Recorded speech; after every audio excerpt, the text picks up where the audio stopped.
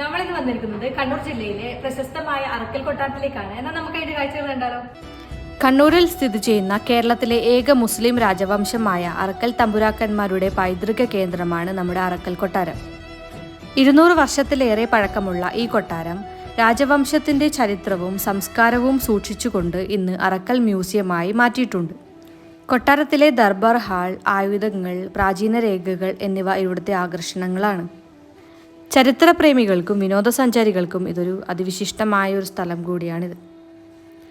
ആലിരാജ എന്ന പുരുഷന്മാരായിരുന്നു ഭരണതലവൻ.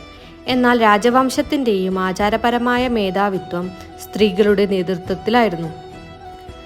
അറക്കൽ കൊട്ടാരം കേരളത്തിലെ മതസൗഹാർദ്ദത്തെയും പുരാതന വാണിജ്യ ചരിത്രത്തെയും പ്രതിനിധീകരിക്കുന്ന ഒരു സ്മാരകമായി ഇന്നും നിലകൊള്ളുന്നു.